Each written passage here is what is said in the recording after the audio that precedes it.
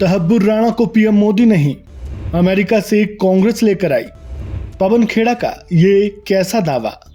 साथियों, पिछले कई हफ्तों से एक बिल्डअप किया जा रहा था कि साहब तहब्बुर राणा का प्रत्यर्पण होना, और प्रत्यर्पण हुआ।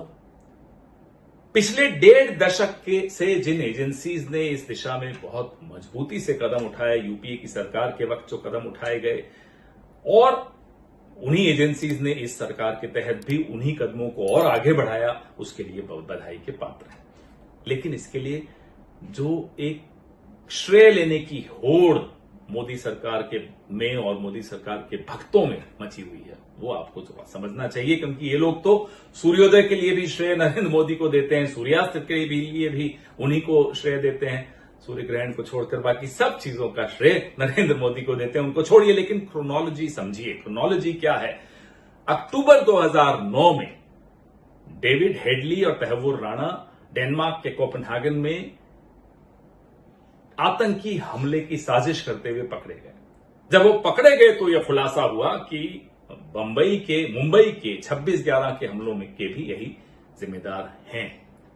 तत्पश्चात यूपीए की सरकार में एनआईए ने इन दोनों पर यूएपीए लगाया और आईपीसी की अनेक धाराएं लगाई, और सार्क का एंटी टेररिज्म कन्वेंशन के तहत इन्हें आरोपी घोषित किया 26/11 का।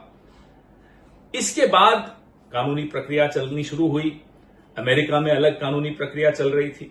अमेरिका ने 26/11 के मामले में इन्हें बरी कर दिया। तब यूपीए की सरकार ने, कांग्रेस की सरकार ने, मनमोहन सिंह की सरकार ने सार्वजनिक रूप से अपनी निराशा व्यक्त की। कोई सरेंडर मोदी की तरह नहीं, सार्वजनिक रूप से की, और अपना प्रयास, कूटनीतिक प्रयास, कानूनी प्रयास सब चलता रहा। इसी दौरान नवंबर 2009 में जब कनाडा की सरकार ने, हमारी कूटनीतिक सफलता का मैं आपको एक उदाहरण भी देना चाहता हूं कि कनाडा की सरकार ने तमाम खुफिया जानकारियां हमें दी।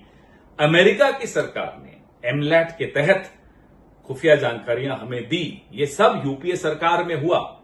लेकिन जब इन्हें बरी कर दिया गया अमेरिकन कानून के हिसाब से, तब हमने, जैसा कि मैंने आपको बताया, सार्वजनिक रूप से निराशा व्यक्त की, और हमारे विदेश मंत्री सलमान खुर्शीद जी, हमारे विदेश सचिव रंजन मथाई जी, ये लोग सब लगातार secretary of state Hillary Clinton और अनेक अमेरिकी अधिकारियों के साथ अपना पक्ष मजबूती से रखते रहे।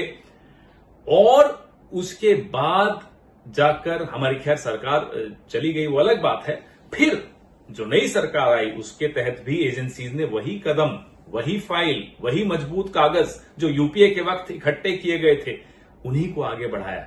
उन्हीं कदमों को आगे बढ़ाते बढ़ाते आज इस स्थिति तक पहुंचे कि कानूनी प्रक्रिया खत्म होते होते प्रत्यर्पण आज संभव हो पाया। जो लोग इस प्रत्यर्पण का श्रेय नरेंद्र मोदी को देते हैं, उनसे मैं ये जानना चाहता हूं, पूछना चाहता हूं कि अगर एक व्यक्ति को श्रेय देना चाहते हैं तहव्वुर राणा के प्रत्यर्पण का, तो क्या दाऊद इब्राहिम का प्रत्यर्पण न हो पाना, डेविड हेडली का प्रत्यर्पण न हो पाना, मेहुल चोकसी का प्रत्यर्पण न हो पाना, विजय माल्या का प्रत्यर्पण न हो पाना, नीरव मोदी का प्रत्यर्पण न हो पाना, ये सब श्रेय किसको देते हैं मान्यवर?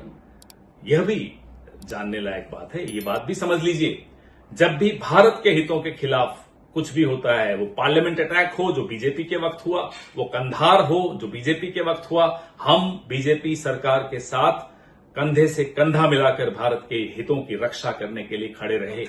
भारत के हितों के आगे किसी एक व्यक्ति का, वो नरेंद्र मोदी हो, वो सरेंडर मोदी हो, कोई हो, मायने नहीं रखता। ये भारत की संप्रभुता का सवाल है, ये भारत की सुरक्षा का सवाल है। जय हिंद।